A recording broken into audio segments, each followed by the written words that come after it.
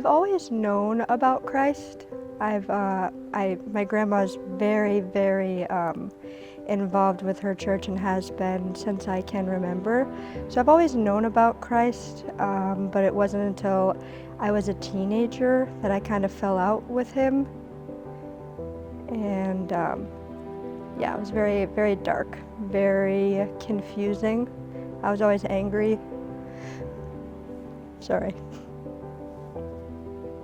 I've always known who Christ was. I've always known about him, and up until I was a teenager, I followed him pretty thoroughly, and I spent every summer with my grandma in San Diego at a Christian youth group. It was called Kids Games, and up until I was like 12 or 13, I believe, I just attended it, and then I actually got to be a counselor for my first year, and it was really amazing.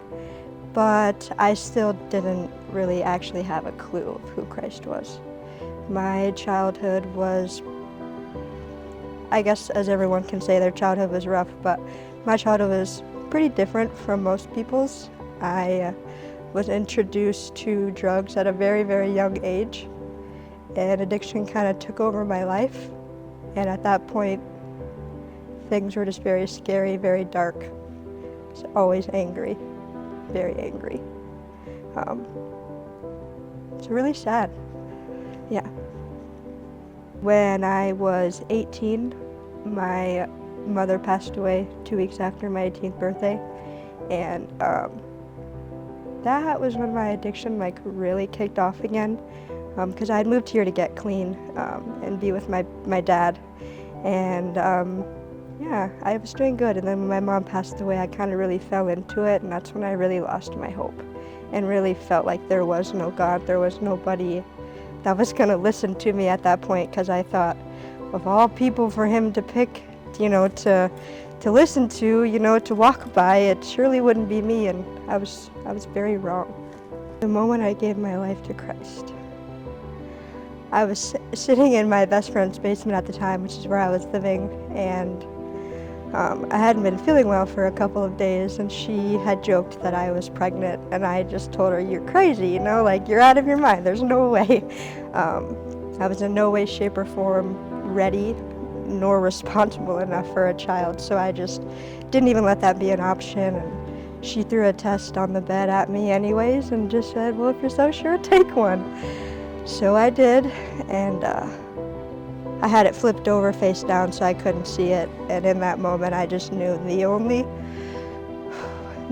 person or way that I was going to make it through that was if I started talking to God again and opened up my life to him, because I was so far away from him at that point, and I was just not a good person. So I just prayed that whatever answer came back on that test was what he intended for it to be, and that I had surrendered and I was weak, and I knew that I was nothing without him, and that at that point, if I was pregnant, that he was my only way in, through and out. So when I flipped the test over, it was positive, and that's pretty much when my life changed. Making the decision to follow Christ has not only lifted the weight of just the world and its stresses off of my shoulders. It's made me feel good again, like I have a purpose. My daughter gives me every purpose in the world, and I would be nothing without her, but then again, I would be nothing without Christ. So it's just been wonderful. Every day I just wake up, and when stresses come along or things worry me, I kind of give it all to him, and I don't know, I make it through every single day, and I just think, if it wasn't for him, I don't know where I would be, and I'm just very thankful for that path. My daughter got very sick when she was first born, and she was about 6 days old, and I'd taken her to the emergency room here. She was having seizures, and they told me that I needed to basically start saying my goodbyes, and that there was nothing I could do. But that was the first time, having her was the first time that I'd ever felt hope before or felt like I really had a purpose. And he had given me that, so I knew he was not going to take that from me. I just knew it. And sure enough, we were life flighted to Fargo, and we stayed there for about a week and a half where she was sedated.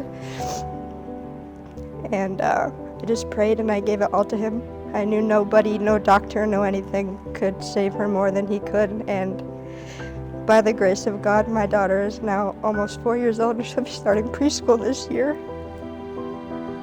And I just give that all to him.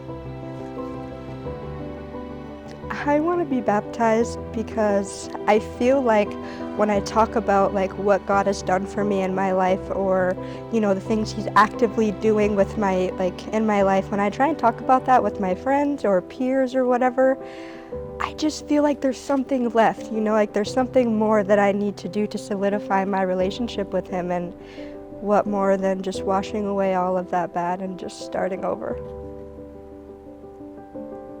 My name is Payton and I am made new.